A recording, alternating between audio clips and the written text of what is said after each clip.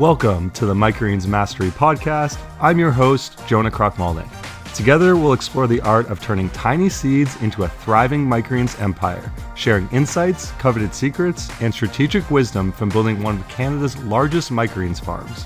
Stay tuned for thought-provoking conversations with leading figures in the world of microgreens.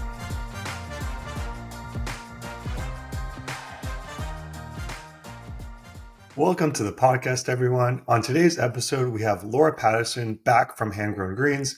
We touch on several really valuable mindset shifts for you and your farming business that I truly believe can revolutionize how you run and operate your business on a day-to-day basis, including the value of having white space in your schedule, new customer acquisition opportunities that Laura has recently been exploring that really opened up a huge new possible market for microgreens, while at the same time serving her mission to feed people in need, shifting from a self-criticism in your business to self-curiosity mindset, and so much more. I had a blast having this conversation with Laura, and I think there's a ton of great information to apply to your business here. So let's get right into it. Hey, Laura, welcome back to the podcast. I'm really excited to have you on. The first episode we did, I loved it. I thought it was a really great episode where we focused on mindset tips, and yeah, I'd love to do something similar and help people like shift where maybe they're stuck in their business, or if they're just starting out a business, to have a good foundation from a mindset perspective. But before we get into that, for those that haven't heard the first episode, maybe just a little background on yourself and your farm would be great to hear. Yeah. Thanks for inviting me back on. I think it was about a year ago that we chatted. So this is cool to do a year later. If you don't know me, my name is Laura Patterson. I am the owner of Homegrown Greens, which is a microgreens farm in Western Washington, just outside of Seattle. And I also run Homegrown Greens Academy, which is online education, really centered around teaching people how to start microgreens businesses. So I kind of have a foot in both production, growing microgreens, and then teaching other people, coaching microgreens farmers. So I get to do both things I love. My background is in healthcare. So I worked as a registered nurse for about 12 years, different areas of nursing. Seemed like a great fit my first couple years. And then as I grew as a person, began to feel kind of less aligned with Western medicine and healthcare and my shifts. And so started thinking about what else I could do, which sounds easy when I just say it in, a couple minute telling the story, but it was much more fraught than that. A lot of late nights of contemplating and really feeling stuck for a couple reasons. One, my identity was really tied up in being a nurse and working, and I've met a lot of people now who relate to that, so I realized it's not so unique in that. It felt very scary to let go of that identity. And then the finances. Honestly, that was another thing that kept me in nursing for many years after I was starting to not like it as much.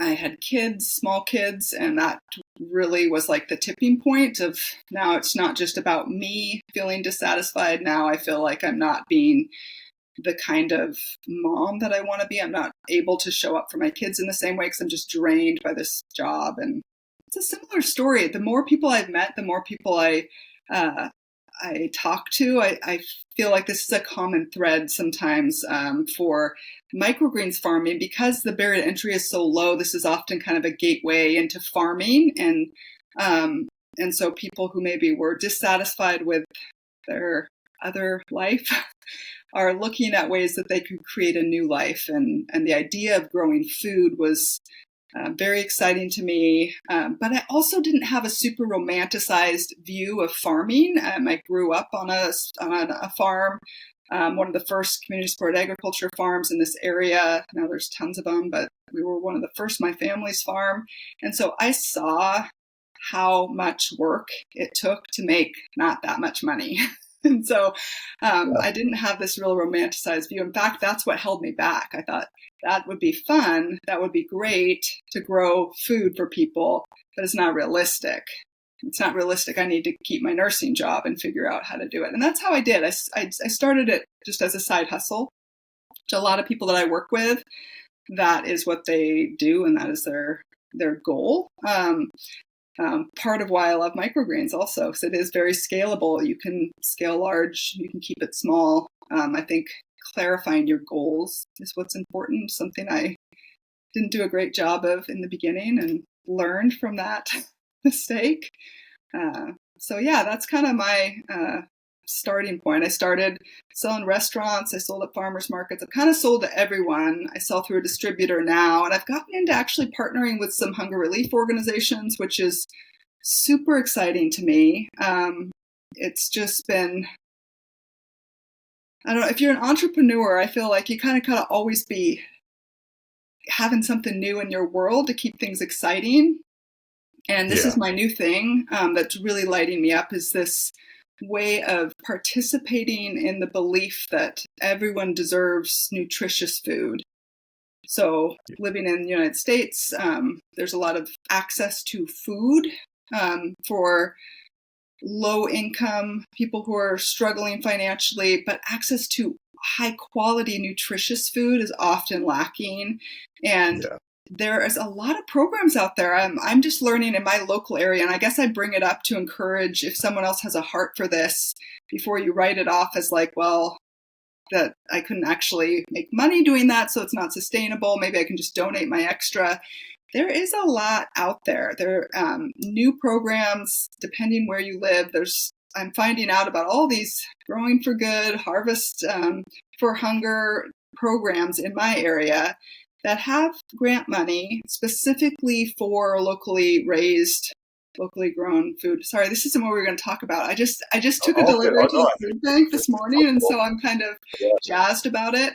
And there was a hurdle. The managers of these food banks that I'm building relationships with heard microgreens and thought, that's not for us. And so it took some education, which it does, whoever you're selling to, right? It takes education. It takes figuring out what is the holdup, like what is the objection that you're trying to overcome. And it's the same as it is for a lot of customers. It's about shelf life, right? How long do they last? Okay, so I'm not selling foo-foo microgreens. I'm not selling the little delicate ones. I'm selling hearty shoots. But being able to show that the shelf life is great. So this is actually a product that serves their population so well because it's so nutritionally packed and relatively small and really easy to incorporate into food, even if they don't have an area to do elaborate food prep and cooking and all these things. So anyway, I know not what we're going to talk about, just came out because I'm excited about it. I think it's great. I think it's also helpful to have people, like, one thing that I love about the microgreens industry is like, to me, this is innovation, because it's finding a new market, and like everyone thinks about the same, like, even in my mindset, like, I'm in this box of like, okay, there's distributors, there's restaurants, there's caterers, there's grocery stores, there's farmers markets, there's direct to consumer, and then there's like, okay, you could go to a gym or like these other, like a yoga class and try to sell there. But like, this is another avenue that, because you think of like food banks, things like that, as more of a donate, like that's the way I was thinking of it for the most part. And then hearing that, I see, oh, there's an opportunity to actually like sell product in a way that's actually helping people most in need of this type of product because of how nutritious it is. So it's like even bigger of a win. And in my mind, I think that's like a great innovation in customer.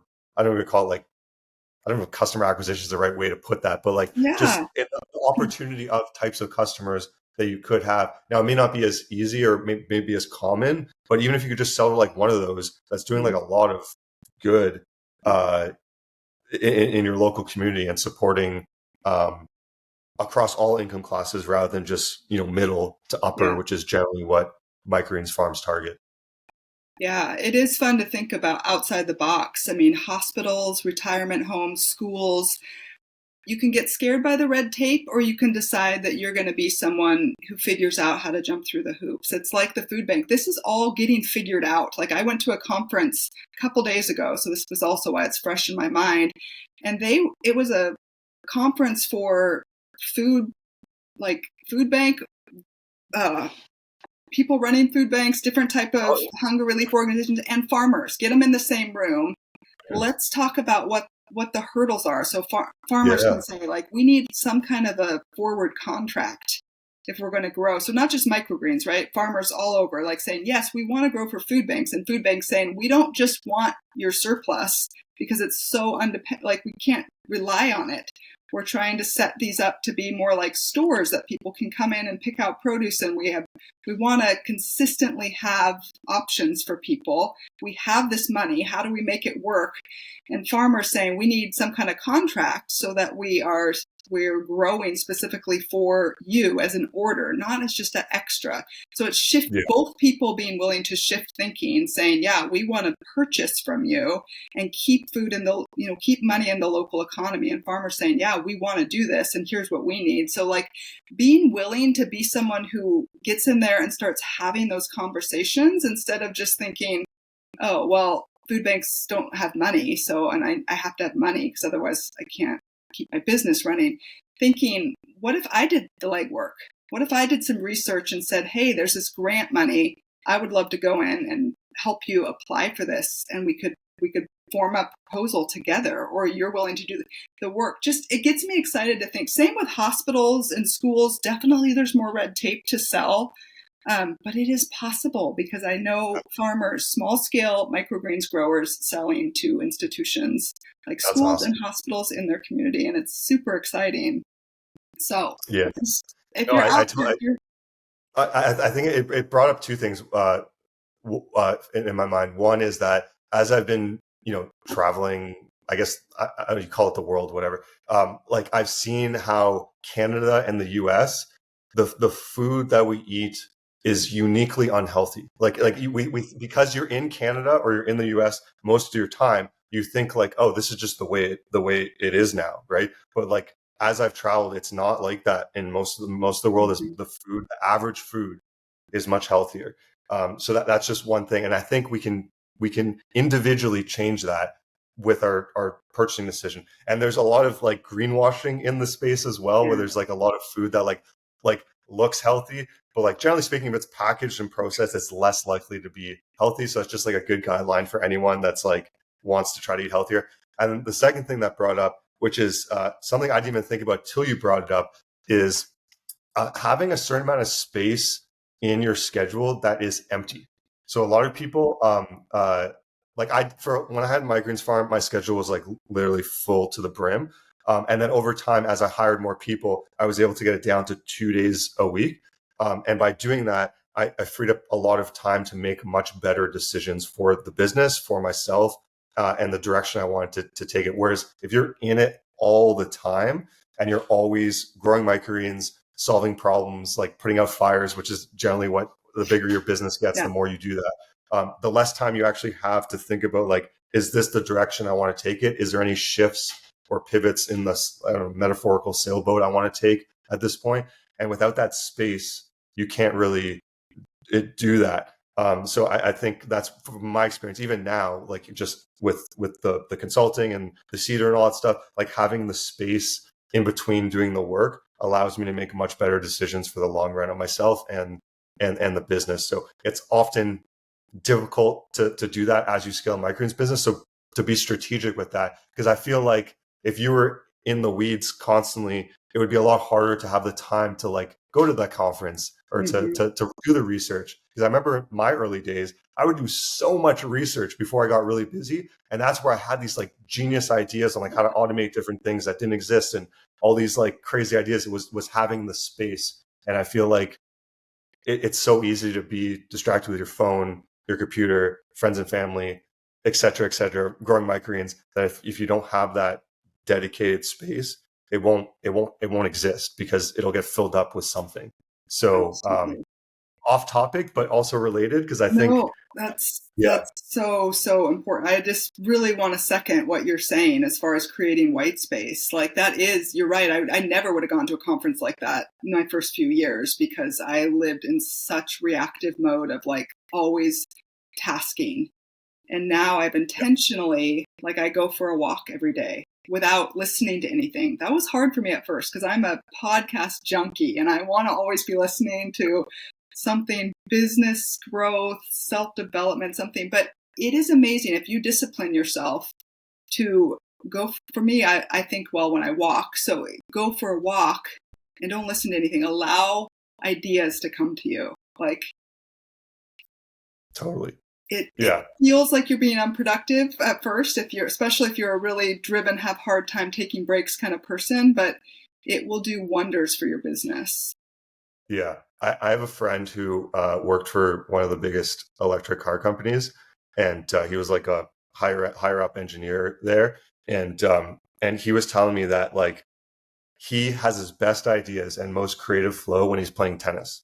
So like he was very lucky. He went to his boss and was like, because like you think about like imagine going to your boss and be like, you know what, I don't need to come. I shouldn't come in today. What I should really do is go play tennis. Just imagine. So his boss actually said yes, and like he saw like that it's just one of those things where like you don't always think, you're like, oh, that's leisure time. And for me, it's going out in nature and literally just sitting there and listening to music. And I do that, and my best ideas form. The best ideas I've ever had in my life form in that specific space that I make for myself. Yeah. And for my friend, it's tennis. For you, maybe it's walking, or it could be like many different things, right? Like everyone's there. So if you just spend a little bit of time to figure out what that is, where you find you have more creative flow. Some people, it's sitting down and like traditional, like I don't know if it's traditional, but like just sitting and meditating, no music, no sounds, like just. And for some people it could be playing video games, like I don't know. Yeah. Like I don't want to encourage like anything, but just there's so many ways that people function, and to figure out how you function and how you can have that kind of creativity flowing, because I feel like that's for me the biggest shift in business. And like, because people used to be like, oh, you're so creative, and I'd be like, no, I'm not, this is just logic, until I realized what I was actually doing, which was like creating. It was just in a way that was in the logical like business world, but you can do it in many different ways. But that space is like, I would never go back after having that space, because it's so powerful and like creating just like more, I don't even know how to best describe it, just like having good ideas form in that space is a simple way to put it.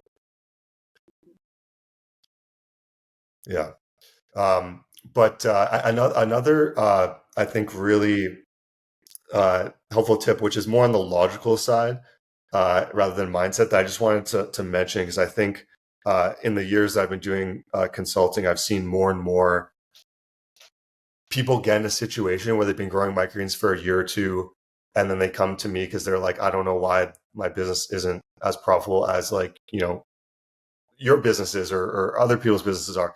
And then I pretty much ask, like, have you crunched the numbers? And sometimes they'll say yes, and then I'll ask more questions and find out that like the detail of what they understand about the numbers side is not as good as it should be for actually running a business. So what I've seen is some people have like a really strong passion for like farming.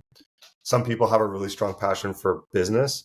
And then sometimes there's an overlap. But when there's not overlap, and oftentimes people are really passionate about farming but don't have the strong number business side of things, it's really important to just recognize that it potentially is a weakness, and either on your own learn the skill set, get help from other people to learn that skill set, or you can just like hire people to like analyze your business and just figure out what they need, the decisions they need to make. But just if you're growing a crop and it's not bringing in, if you're either losing money or it's not bringing in money, it may, I don't want to say it for sure, but it may not make sense to grow that crop. There could be unique situations where it's like a lost leader sort of thing, where it's like, if you're on edible flowers, it's bringing you a lot of customers, and you're not making money on it, but then you're selling more microgreens, it might make sense. But generally speaking, if you're growing like red vein sorrel and you do the numbers and you don't think it's actually bringing you more business by having that crop, and you're growing it just because chefs say they want it, like it's really important to understand the numbers and do those calculations, because if you don't, like, you have no idea what you're kind of, it's like you have a blindfold on running your business. You don't know what's actually happening under the hood So just, yeah, it's very simple advice, but a lot of people I think avoid it because there's a fear around sometimes numbers. It can be scary or complicated or appear complicated at first. Mm-hmm. But once you understand it, um, it's fairly simple once you go through the process of learning it once. It's just repeating it over and over again. And there's spreadsheets that exist. We have a cost calculator you can download, and it does the math for you. Just put in the numbers, and that allows people that may not have the skill set to be able to understand what's actually going on. And what's also important, especially since COVID, is with the inflation that's happened, some people haven't raised their prices. Mm-hmm. So if they actually did a proper analysis, they may find that something that was profitable, maybe if they did 2 or 3 years ago, at their current price point may not be what they think it is, or they may not be making what they think it is. So I generally recommend doing it at this point every 6 months to a year at the absolute longest, to make sure that you have your margins that you're comfortable with and you're making what you think you're making. Mm-hmm. So because when you're an employee, you just know what you're making, you get a salary. But when you're a business owner, you don't really know what you're making. So it's the equivalent of finding out what your salary is. So it's quite important to know that. So it's a good way to think of it, because I think a lot of people that may have been working know what their salary was, but if they're running a business, they may not know what their equivalent of salary is. So it makes sense to calculate that, and it changes, right? But at least to have a ballpark of where you're at.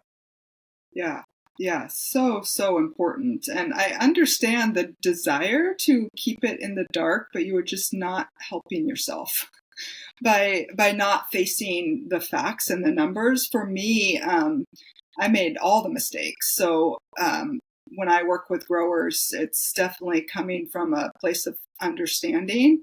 That being said, you can only go on for so long until you're not going to keep working as a business until you do look at the numbers. And I think I said on the last interview, I'm the most boring microgreens grower out there, but that's how I've created the white space. So we're talking about creating space, right, to come up with creative ideas. And I know if you are in the thick of it and you hear that, you're like, I know the response in your mind is probably nice for you. I don't even have time to do anything. But this is it. This is why you got to look at the numbers, because you got to cut some stuff out. If your schedule is so tight that you cannot go for a walk or play a game of tennis or go sit in nature, then something's got to go. You got to look at, and that's the beauty of it. If you can look at it and say, okay, let's just make some practical cuts to start. You may have to make more cuts down the road. And there may be I love to do all these things, but you may look at it and say, it doesn't make sense for me to go to this little farmer's market when I look at how many hours I spend there and how much money I'm making. And if I'm not bringing leads in and there's really no other reason to be there, even if you love it, it may not make sense from a business standpoint. So making some of those hard decisions, knowing that you're not just cutting something out, you're saying no to something so that you can say yes to being this more comprehensive business owner that is able to step back because you've created enough space and look at the big picture. Be more intentional rather than just being reactive. When you're head down, tasking constantly, it is impossible for you to get a big picture view. And I, like you, have seen so many microgreens farmers that come and say, trying to decide, should I just throw in the towel? This isn't working. I'm not making money. And yet when I ask them, well, what are your margins, or what are you making? They can't tell me because they haven't looked at it. They just know that they're not wealthy like the YouTube video they watched said they would be.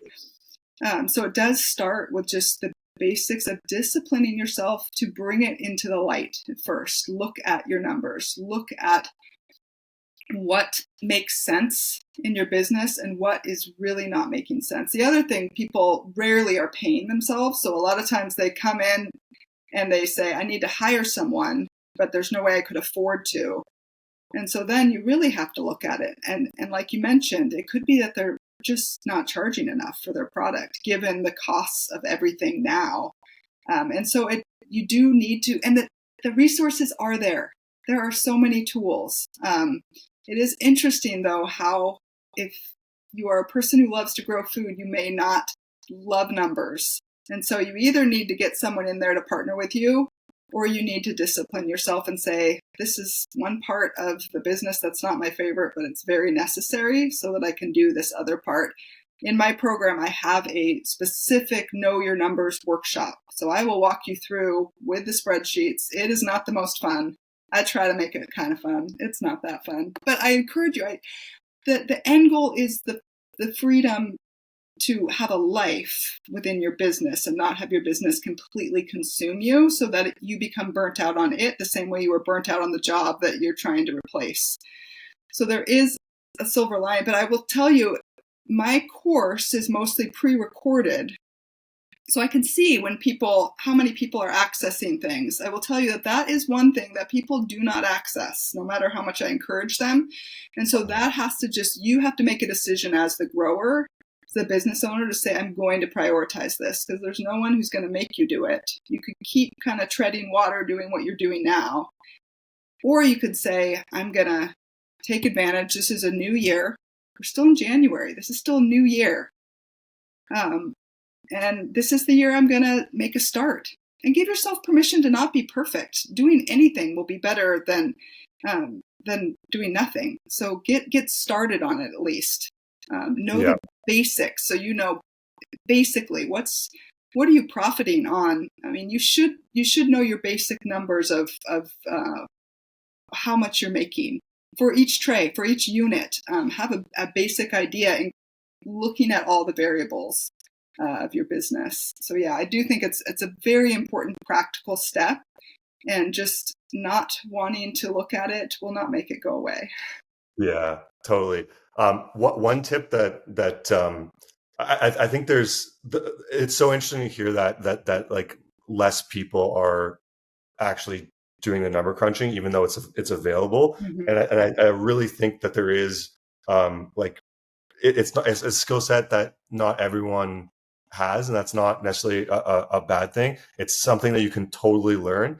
And one thing I've found is like, often when there's something that there's a fear or you're scared of, there's a resistance to it, right? So you're less likely to want to click that. So one trick, because like, look, there's times I'm like, I don't want to edit a podcast. Like there's things that in any business that you may not want to do. What I found works really well is just start the first like minute or two.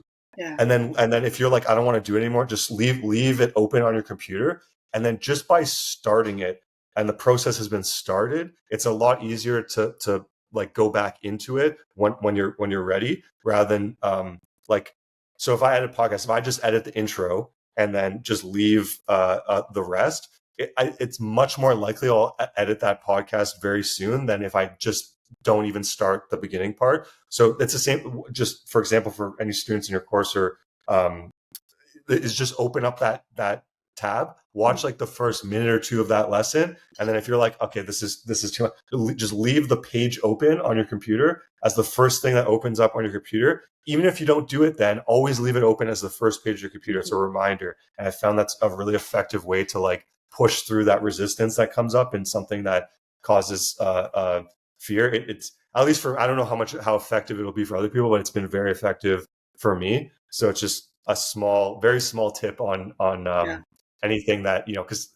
often when you're doing actual, like if you're running a farming business or microgreens business and you're doing the day-to-day farming, the last thing you usually want to do is go look at spreadsheets, but on that same topic, related to mindset, specific to that, but it also can relate to other things, is I found that creating meaning in what the specific things you do make it a lot easier to do them. So most people create meaning in growing the microgreens because they're like, I'm creating healthy food.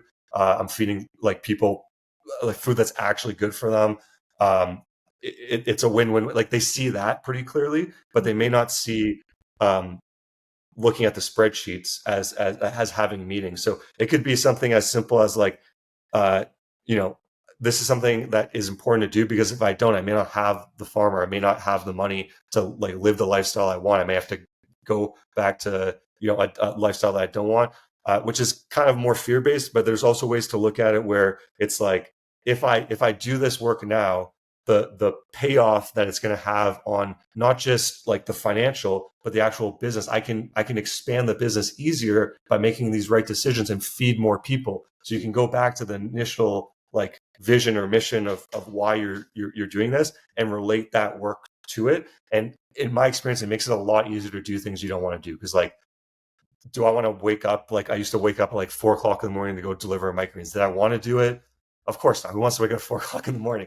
But by having that kind of meaning in like, okay, I'm doing this so that I have more time later in the day to do the other things I want to do or need to do, made it a lot easier to do it as an example. So I think having the meaning in the things, specifically the things that you don't like in the business, can be really impactful. You most likely already have meaning in the things that you do like, because like, you're getting enjoyment. There's like, it's pretty easy to have meaning in that, but it can be more difficult. And I think it's important to think about, and that's where that white space can help you think about even something as simple as that, like, why am I avoiding doing this? And how can I reframe it so that it is something that I see as actually valuable?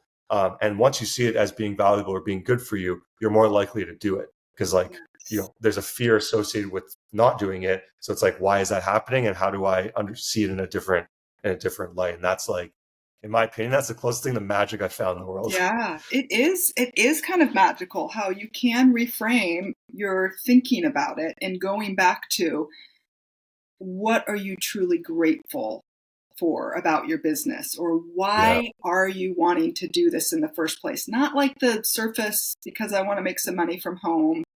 Like really, what is underneath it? Like, are you craving being more flexible or being able to prioritize people, or do you want security, or you want just freedom to, take care of yourself and have your day-to-day look like you want? All those things, like getting back to that, absolutely will shift your mindset when you think about, okay, well, this is why I want this business. It just realigns you to, this is so important. And now the books are just part of that. So it's part of making all this happen. Of course, I want to make all this happen. And I think, like you're saying, discipline yourself to a small amount of time. For me, I put actual focus times for the things that I struggle with, that I will always put off, that are never pressing, but like I will put a focus time. And I do the same thing. I do it 20 minutes. So I have 20 minutes. I can sit and work on it. For me, a lot of times, maybe writing emails. Okay, I don't love to write. I have some work still to do on that, thinking about writing marketing emails and those sorts of things. But if I say for 20 minutes, I can either sit at the computer and do nothing, cannot have my phone by me, cannot open anything else, probably I'm going to write something. And maybe it's crap, right? Maybe I'm going to have to come back and redo it. But 20 minutes. And then if you get going, you can do longer. But just getting a little start.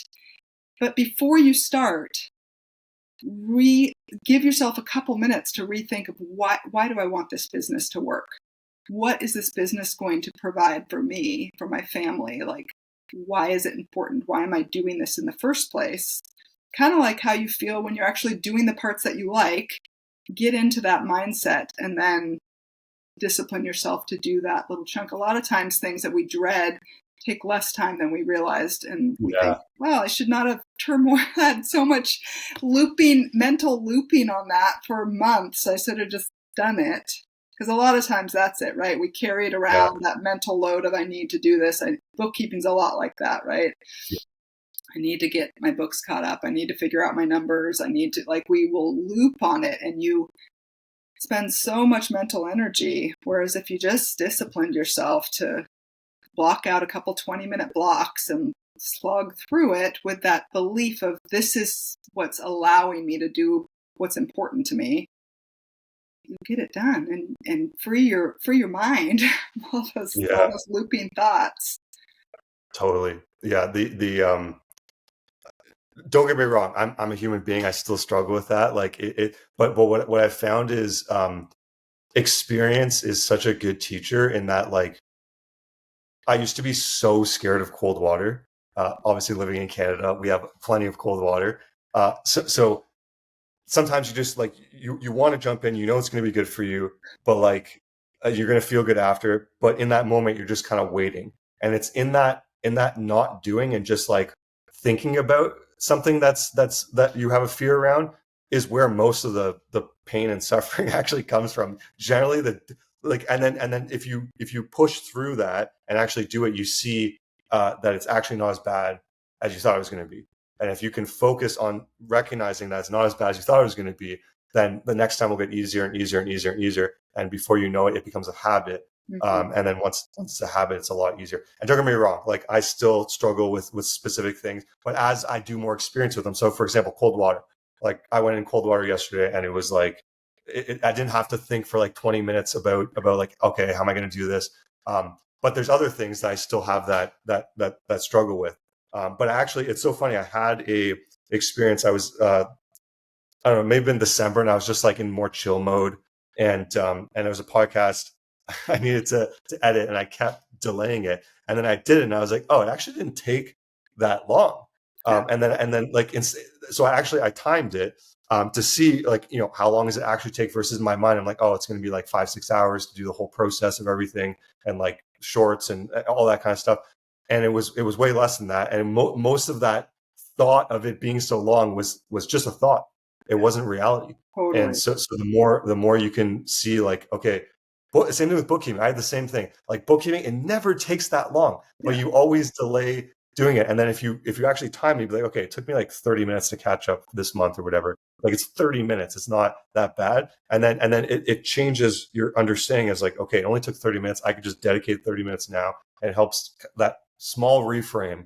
And you can do this with literally anything, because generally most of the experience of fear is not the actual doing of the thing. It's like the thoughts of doing it. Just the thoughts. More so than anything. Just thoughts. You can choose your thoughts, which is, that is a pretty incredible, life-changing realization. I was resistant to that until I decided to believe it. And then I saw the evidence of it in my own life, that our thoughts are really what create our feelings in our bodies. And that's what drives us to do things or not do things. So often thoughts that feel so real to us, or we may have all the reasons why we think that thought, but if it's not serving you, if it's not helping you, if it's not moving your business forward, it's not moving you towards the person you want to become, you can choose to let go of it. You can choose to think something different.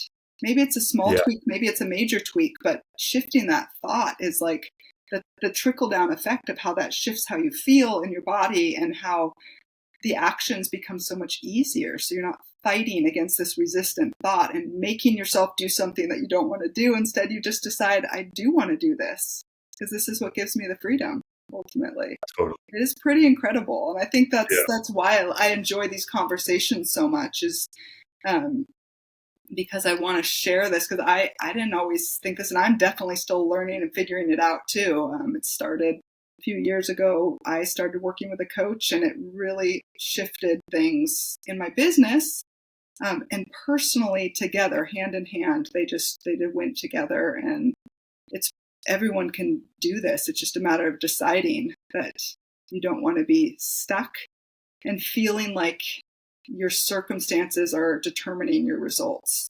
because really it's our thoughts, which we have so much more control over. And that's an exciting idea, and just truth, just reality.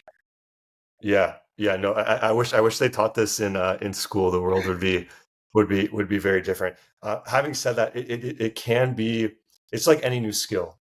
It at the beginning, I find for me, learning a new skill is always the hardest at the beginning, even though it's like, when you look back, it was the like quote unquote easiest part of it. But the first part is always the hardest, because you're learning something brand new that you haven't practiced or done. So just something to keep in mind. It's like the first time you go to the gym, your muscles are going to be real sore after, because you're not used to it. So your mind is not used to it. It's going to want to go back to the old way of thinking. So just it takes time to make these type of mindset changes. So just first off, go easy on yourself. Like, don't expect like tomorrow all of a sudden like I'm gonna think differently. It's like the main thing to think about is, I think of like that kind of growth is like a roller coaster. It goes up and down. Is the main thing is over time, when you look over a longer period of time, that it's going up. Like that's the way I kind of think. Same thing with a business. Like a business it's a marathon. Like some people, there's so much like of this. I don't know what you even call it. Like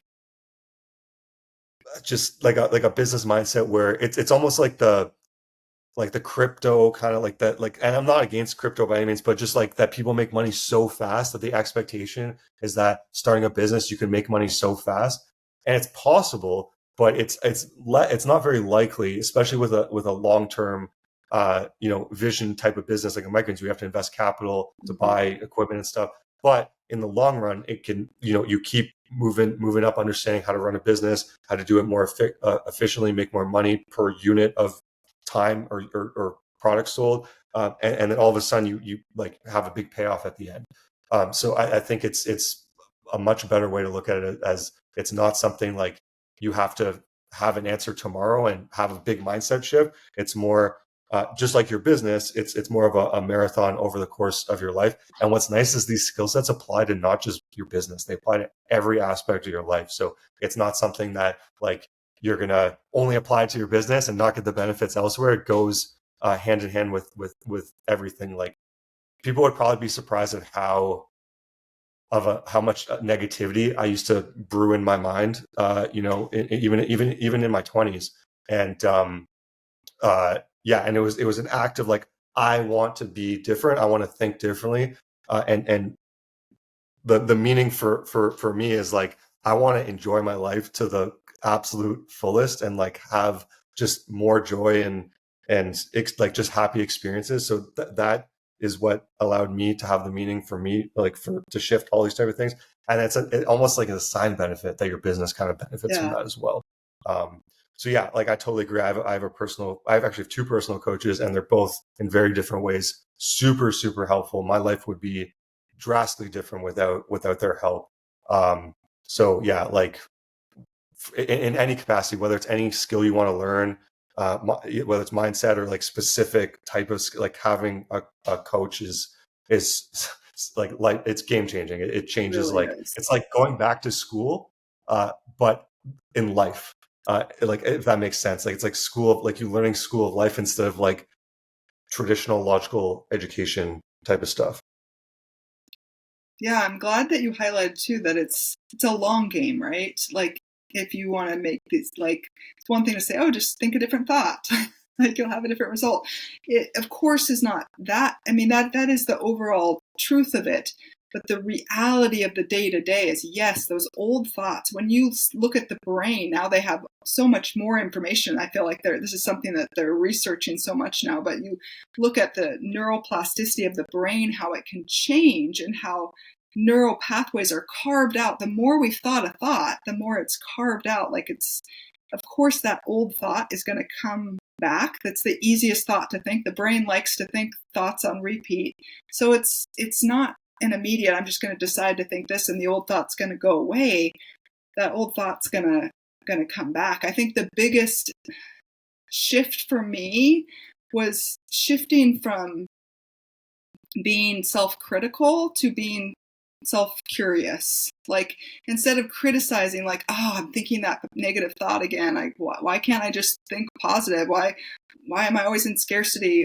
Instead of doing that where you're just adding another negative, getting really curious. Like, isn't it interesting what my brain is doing? It keeps throwing that thought at me. What is really going on? Like, getting curious about it in as neutral a way as you can. That's why I like to write stuff down. I never used to be a journaler, and now I'm like the world's messier spiral notebook journaler, which just means it's just it looks like a crazy person. It's just madness, like, right? Stuff out of my brain, so I can try to look at it more like, look what my brain is thinking. Look how I keep thinking these thoughts. Like, is that true? For one, do I want to keep thinking that? For two, is it serving me? Is it helping me?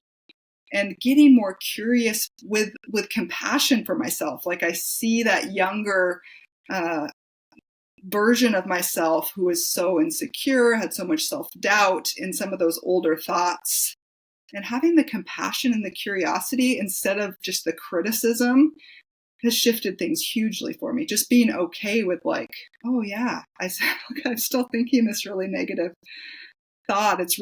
I'm really struggling letting go of that. Like, I don't feel safe or secure in this area. I keep thinking this, whatever. Like, just being kind to yourself. I guess that's what it comes down to. Like, Yeah. we can be so critical of ourselves.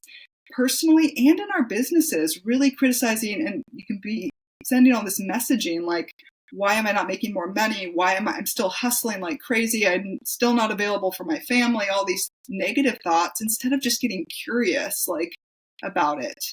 That's when maybe you come up with a creative solve. Maybe you'll be more willing to let some things go or really look at things from a different angle if you are curious about it with compassion for yourself instead of just this self-judgment. So I don't know, that's been a big shift for me.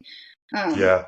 And it's shifted things in my business hugely. And like you said, I feel like it's almost a side effect of my own growth as a person. And it's the coolest side effect, right? Because I very much want my business to succeed as well. I love that. I believe in what I'm doing so much. And so it's really cool how the two things can go hand in hand like that. Yeah. I've been through a lot of that myself. And the biggest thing from it's even the business, the amount of like self-criticism I had of like was often comparing myself to others instead of comparing myself to myself. So you can get a lot more compassion for yourself and understanding and being okay with like how things are going when you compare yourself to yourself.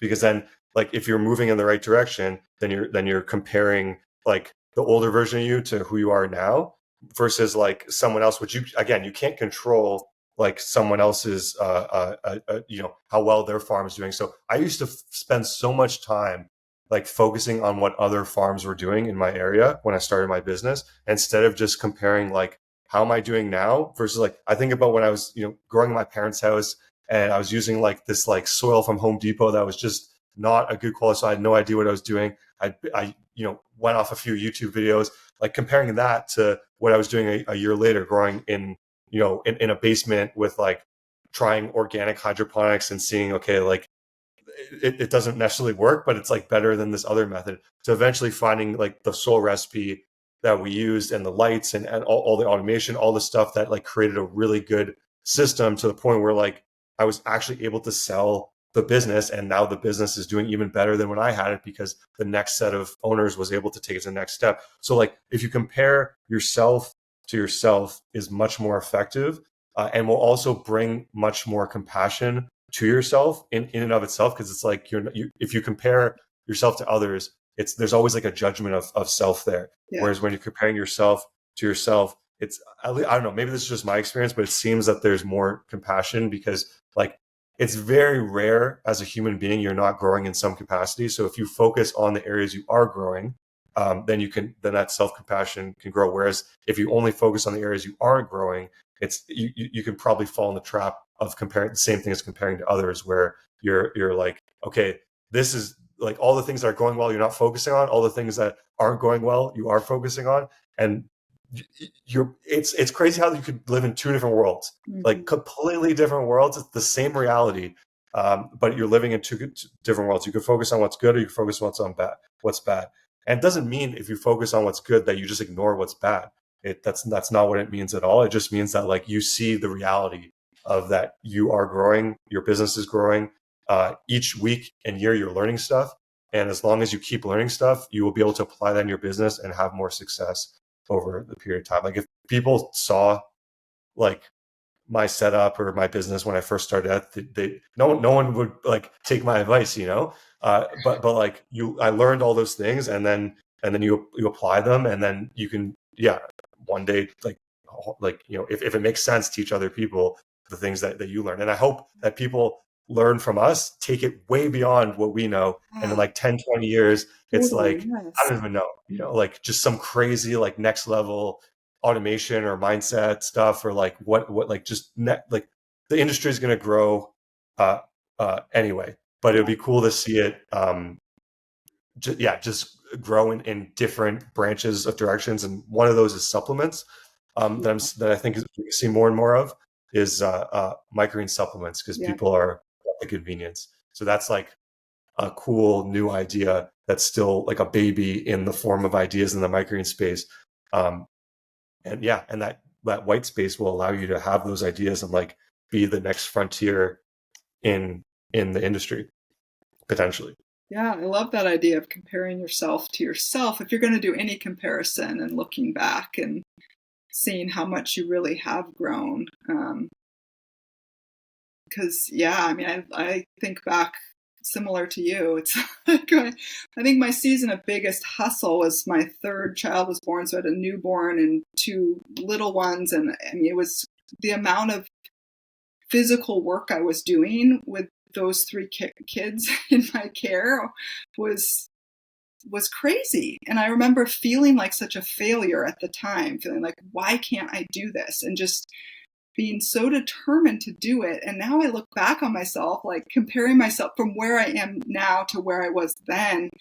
And like, I feel compassion for my younger, like that self. And I also am like, you're amazing. Like I had so much judgment for myself at the time, but I was like, yeah, there was a lot that needed to change, but you were taking action. You were figuring it out. And some of it is that people can get either stuck in that having trouble getting started, like the taking action, and then people can get stuck in this hustle. You need to take a step back now. Okay, you got the wheels in motion. Now you need to figure out there's different levels kind of. I feel like people can get stuck at the very beginning where they just get stuck in research mode and they never start. And they can get stuck in that task mode where you're just head down. I mean, I know that I remember it so vividly where you're just growing and packaging as many hours as minutes as you have in the day and still feeling like, okay, this still isn't earning me a living wage. Like, what am I missing?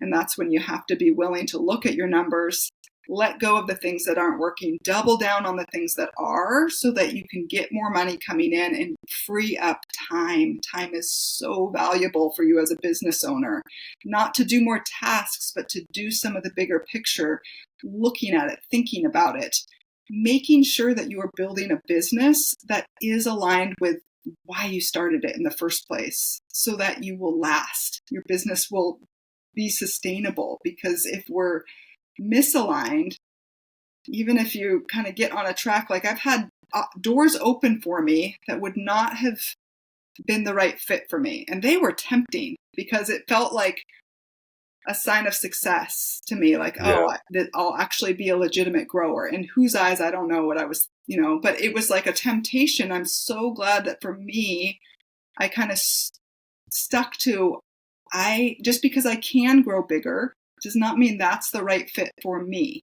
And that's, I guess, a big message of mine, because I love seeing big, successful microgreens farms, but I also know how powerful a small scale operation can be.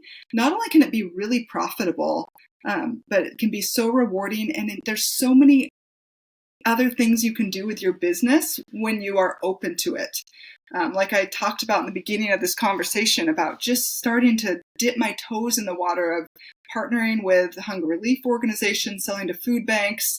And that is so exciting to me. It makes me think about all the other, customer bases that maybe I haven't even thought about yet, and different ways I can serve my community in a different way that really light me up. I feel like I'm kind of rambling now, but no, that's great. I think we brought it full circle from talking about at the beginning, and I'm just, even when you're talking about now, I was just thinking about like how even just hearing that is helpful for me in like opening up my box. That I sometimes, oftentimes you don't realize you put a box on yourself in specific ways until you the door is like, it's just a little bit open. You hear this new idea, and it's like all these like potential, in this case, like customer opportunities that you don't necessarily think about. It just so I think it's honestly just helpful even just to hear that, even for me. So I'm sure others will the door has been metaphorically opened, and people will have lots of new ideas from this. And I think this, like, I'm going to listen to this episode because I feel like I'm going to learn stuff again, just hearing us talk. Because sometimes like oftentimes, so for example, I don't read many books anymore. When I do read a book, I read it many, many times. So instead of trying to absorb the most amount of information, what I do now is I find like there's this it's like this book, 7 Spiritual Laws of Success. It's like a short, little, tiny book. It's like like this big, super small. You can honestly read it in probably like an hour and a half. But I read it very slowly, reread the sentences. I find that's, for me personally, a much more effective way to learn, is find things that you really resonate with and really soak them in, rather than trying to like absorb a ton of information.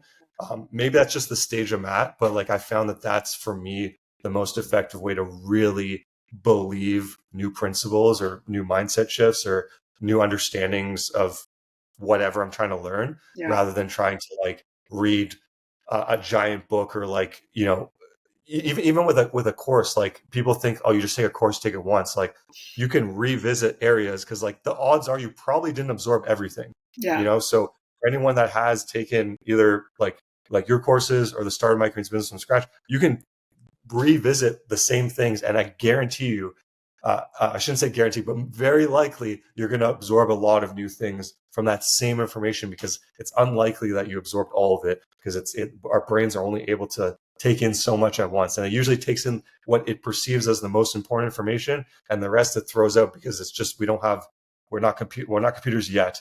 Uh, but yeah, so it's nice to take it full circle there, and bring it back to that really great idea that you've had. And just, I love that you made the space to go to the conference and have the farmers and the food banks and different institutions come together. I think that's Yeah. I incredible. mean, this one food bank that I just started, that I took an order to today, they serve 9,000 people a week. Wow. So think about that. Think about if there is funding to support locally grown and raised food for the food bank. They have a budget for it. They have someone who is allocating. They're ordering from a distributor. They are trying to prioritize. They're trying to get the most. It's all about you conveying the value of the microgreens, just like you would to any other customer, so that people can eat these nutritious greens. It's such a win-win. And like, it is unconventional feeling. A lot of people feel weird about, oh, I can't sell to a food bank. Well, why not? Like, if it gets your product on the plates of people, isn't that the point? Like, how great, like that money is going to get spent either buying salad mix from California, which is probably what will happen, or getting local microgreens from 15 minutes up the hill. It's like, it is exciting, and there are huge communities. I mean, the cost of living where I am is really increased, and maybe that's everywhere. But more and more people are qualifying and tapping into these food resources. And I love the idea of not just this packaged, unhealthy, processed food, shelf-stable food being, that's the bulk of what they have, right?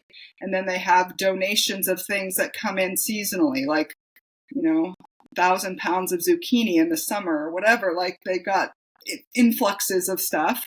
But what if they had a grower committed to growing for them nutritious greens that had a nice long shelf life? There's a lot of robust microgreens shoots that have good shelf life, that are packaged well, and that are grown. These aren't the leftovers, right? And that is part of the principle I believe in. I've worked in homeless shelters, and social work was the direction I was going before I went to nursing. So like, it's still in there, right? This belief that people deserve nutritious food. All people deserve nutritious food. And we're far from that. Like, that is not the reality. Even in countries that are developed and very, there's a lot of money. It seems like crazy that this is still a problem, but it's a way. If you have any kind of heart for this, like, find a way to make a difference. Find a way to start saying, could I write a proposal to the food bank near me, and just see if they're open to it? Let them know I'm flexible. Figure out, could we work out some kind of contract? Is there money available? Could we help? Could we apply for some grant money for whatever? So I do want to inspire people, and I'm not an expert on this. This is brand new to me too. I'm like figuring it out. So that's why I wasn't planning to talk about this on a podcast interview, because I feel like very much not an authority. But I say it just to encourage you to think in that realm, if it's at all connecting with you. Because like you said, I'm excited for the growers who go further than than me. There's so much room. This is still a really young industry. And there's still so many different, creative minds could do so much with this. So it's exciting to think about all the possibilities. For sure. I think it's honestly, I'm glad you mentioned that because I think it's more inspiring for people to see that you're not an expert in this and you just decided this is something I'm interested in. I want to, like, it's something I'm really passionate about. I want to be able to have people that normally may not be able to afford to buy microgreens to really get access to them because of how much benefit it will have on their life. So, like, the fact that I think that is the a very inspirational, I think, to me and to other people, is that you don't have to be an expert to do things. Like, you start a business, you're not an expert in growing microgreens, you learn it, and it's a skill. And just like you'll eventually become, if you continue down that path, you might eventually have like more expertise in how to sell to food banks. But just the fact that you're like interested in it, and wanted to put more of this out in the world is like, that's how change happens. So I want more people working on it. Really so cool. if you're interested, like, let's make this happen. Let's figure out how do we get this going. Like, this is a good direction. This is a good thing to explore. And I read, speaking of books that you read over and over, I read the book Everything is Figure Outable at the beginnings of my business, and that has really, so many of the principles of that book, the title alone has stuck with me. If you approach your business with that mindset of, I can figure it out, I can figure anything out. If you're willing to look at it that way, the sky's the limit. You really can do it. So I love that. And I say that to myself sometimes when I feel stuck. I'll be like, well, everything is figure outable, and try to figure it out. So, yeah. One thing that's resonated a lot with me lately as I've been traveling is like, you create your life. Like, there's no one else that's creating it for you. You create it. So your thoughts, your actions, your decisions, they create the life you want. So like, it's the same principle. It's like you'll it's in a way it's the same principle, but it's just a different angle. So everyone has there's sometimes you could say the same thing to someone, and sometimes it's timing, and the timing is right, and then happens, and sometimes the way things are set. So there's many different angles. Sometimes like the challenge and the opportunity, the opportunity and the challenge. But it's a really good mindset to have, to know that you can figure it out. And the more experience you have figuring things out, the more confidence you get in that, and the easier it gets over time. Again, just another one of the skill sets. So there's many different takeaways that people can have from this episode. But it starts, like any new skill, starts small and will be more difficult. And the more you do it, take small baby steps, those build into bigger steps. And before you know it, like you said, the sky's the limit, like literally. Yeah. Awesome. Well, yeah, this was another fantastic episode. Thank you so much for coming on, Laura. If people want to learn more about your program, and or find you on social media, where can they reach you? Yeah, you can find me on Instagram, Handgrown Greens, or on my website, which is just handgrowngreens.com. And I have my courses on there.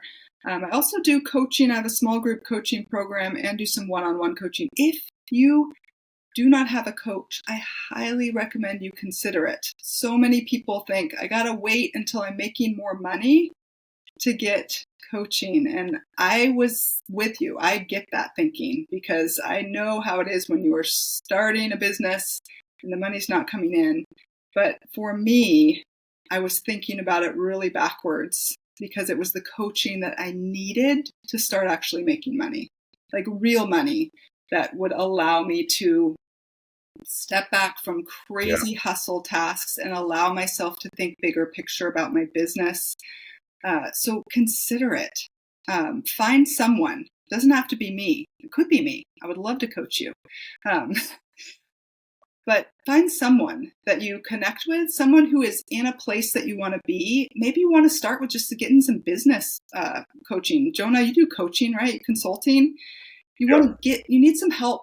You need some accountability to get into your numbers, or to look at your business from an outside perspective. Maybe you're just too in it that you can't see. Prioritize it. You will be so glad you did, that you decided, yes, I'm going to invest in this, and I believe that these mindset shifts will pay off in the long run. I just highly encourage you. And that's another thing, that you got to kind of be in the right place in your life to hear that. And so if you are there, if you've been feeling the urge, this is your nudge to do it. If there's maybe there's a group you've been thinking about signing up for, or there's a coach that you've been following, or pursue it.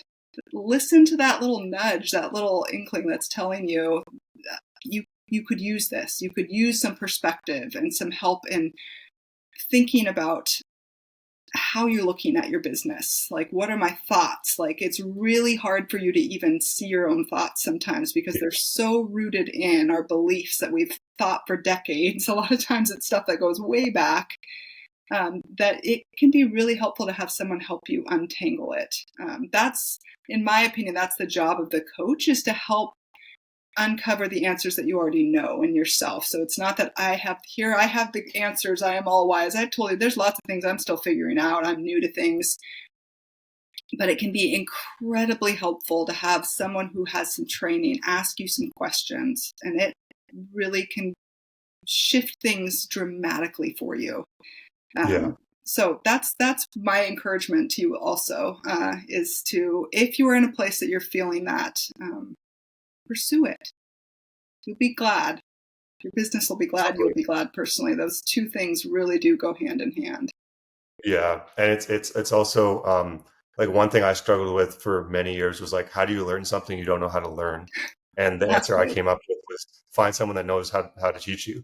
Yeah. It's simple as it sounds. Like, it was revolutionary for me. So, like, you know, my coaches keep me accountable, which in and of itself, just that alone is worth it, because it's a really helpful reminder. There could be so many things you want to do with your business, but having someone that actually checks in is, like, helps you reframe things to understand it and make you actually allow you to take action the way you actually want to, is super powerful. And the other thing is that you don't realize until you, like, it's one of those things you don't understand until after the fact, because, like, it's like a fish. Like, does a fish know that there's water around it? It's just like, this is air to me. It doesn't know there's water. So we're very much the same way in our minds. Like, we think our way of thinking is the way of thinking, or the only way of thinking, but there's so many different possibilities. And until you experience it, it's very difficult to understand what is actually possible with our minds. And it's a really cool, revelation, I think, in my life. And I encourage people to move down that path, because it's like I said, it's your business will change dramatically. You won't be in the grind, because you'll understand, like, okay, there's many different paths to take to move through that, and have a better lifestyle balance if that's what you want, or whatever. Like, make the most amount of money. It doesn't really matter. Like, it allows you to see things from a different perspective. And I don't foresee any future where I'm not going to have a coach. Like, I pay a lot of money, and it's well worth it to have the guidance in life and business. And so it definitely is a life hack that I think you can't understand until after you do it. But awesome. Thank you, Laura, for coming on. And thanks so much. Thank you for having me. This was great. Thanks for tuning in to the Microgreens Mastery Podcast. To access a wealth of insights, just click the subscribe button, stay notified about each new episode, and enjoy all of this wisdom for free. If you're ready to supercharge your microgreens business, visit microgreensconsulting.com for a gold mine of guides and resources. We've transformed thousands of microgreens businesses, and you're invited to join the success story. Let's stay connected. Follow us on YouTube, Instagram, and TikTok at Microgreens Consulting for exclusive content and expert tips and wisdom. If you found this episode insightful, please leave us a review, spread the word, and let's share Microgreens magic with the world. Until next time, let curiosity fuel your growth, and may happiness be your harvest. Happy growing, everyone.